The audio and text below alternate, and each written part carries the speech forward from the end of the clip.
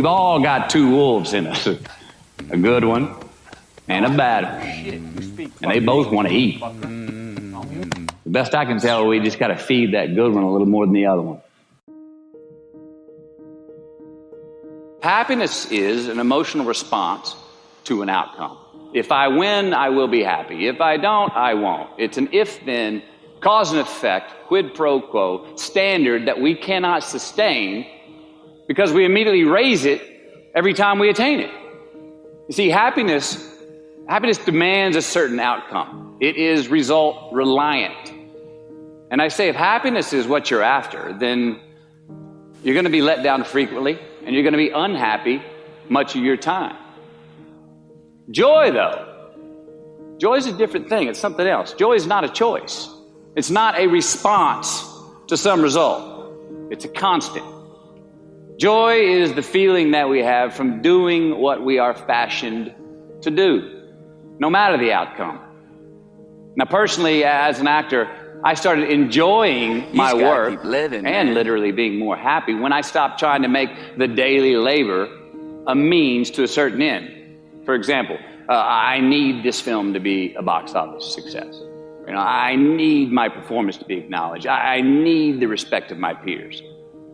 All those are reasonable aspirations, but the truth is, as soon as the work, the daily making of the movie, the doing of the deed became the reward in itself for me, I got more box office, more accolades and respect than I ever had before.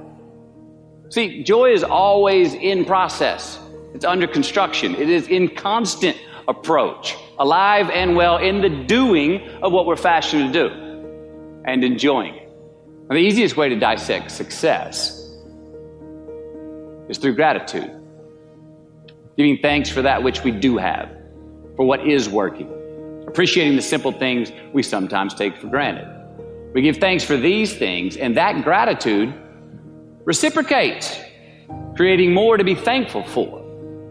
It's really simple, and it works.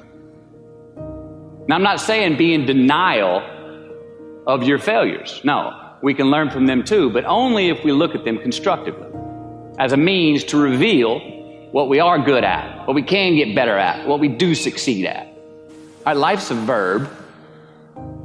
We try our best, we don't always do our best. And since we are the architects of our own lives, let's study the habits, the practices, the routines that we have that lead to and feed our success, our joy, our honest pain, our laughter, our earned tears. Let's dissect that and give thanks for those things. And when we do that, guess what happens? We get better at them, and we have more to dissect. It's a get-rich-quick on the internet, richest 15 minutes of fame world that we live in, and we see it every day. But we all want to succeed, right? So the question that we got to ask ourselves is what success is to us, what success is to you. Is it more money? That's fine. I got nothing against money. Maybe it's a healthy family. Maybe it's a happy marriage. Maybe it's to help others, to be famous, to be spiritually sound, to leave the world a little bit better place than you found it. Continue to ask yourself that question. Now, your answer may change over time, and that's fine. But do yourself this favor. Whatever your answer is, don't choose anything that will jeopardize your soul. Prioritize who you are, who you want to be, and don't spend time with anything that antagonizes your character. Don't drink the Kool-Aid, man. It tastes sweet, but you will get cavities tomorrow, all right? Life is not a popularity contest. Be brave, take the hill, but first answer that question, what's my hill? Well, for me, it's a measurement of 5 things. We got fatherhood. We got being a good husband.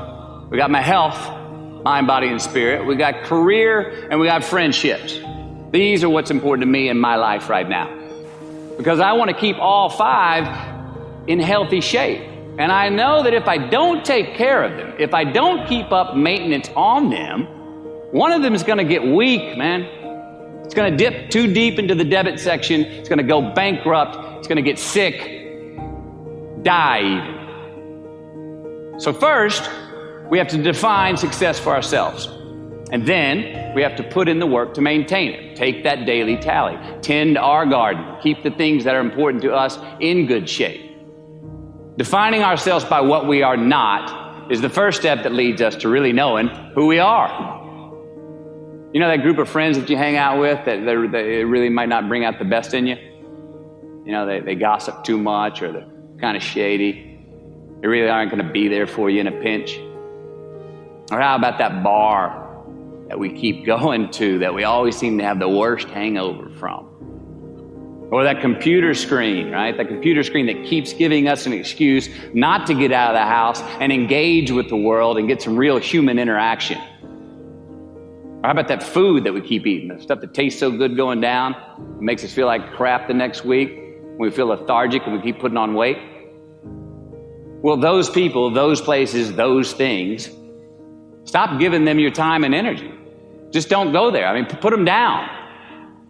And when you do this, when you do put them down, when you quit going there, and you quit giving them your time, you inadvertently find yourself spending more time and in more places that are healthy for you, that bring you more joy. Why? Because you just eliminated the who's, the where's, the what's, and the when's that were keeping you from your identity. Like, trust me, too many options, I promise you this, too many options will make a tyrant of us all. All right, so get rid of the excess, the wasted time. Decrease your options.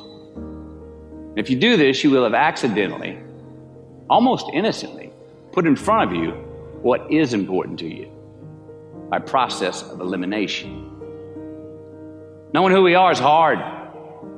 It's hard. So give yourself a break. Eliminate who you are not first, and you're going to find yourself where you need to be. Make voluntary obligations. I'm talking about the ones that we make with ourselves, with our God, with our own consciousness. I'm talking about the you versus you obligations. We have to have them. Now again, these are not societal laws and expectations that we acknowledge and endow for anyone other than ourselves. These are faith-based obligations that we make on our own. These are not the lowered insurance rates for a good driving record. You will not be fined or put in jail if you do not gratify these obligations I speak of. No one else governs these but you. They are your secrets with yourself, your own private counsel, personal protocols. And while nobody throws you a party when you abide by them, no one's going to arrest you when you break them either, except yourself. An honest man's pillow is his peace of mind. And when you lay down on that pillow at night, no matter who's in your bed, we all sleep alone. These are your personal Jiminy Crickets, and there are not enough cops in the entire world to police them. It's on you. It's on you. We do our best when our destinations are beyond the measurement, when our reach continually exceeds our grasp, and when we have immortal finish lines. And when we do this, the race is never over. The journey has no port. The adventure never ends because we are always on the way. So do this, and let somebody else come up and tap you on the shoulder and say, hey, you scored. Let them run up and tap you on the shoulder and say, man, you won. Let them come tell you, you can go home now. Let them say, I love you too. Let them say, thank you. Take the lid off the man-made roofs that we put above ourselves and always play like an underdog.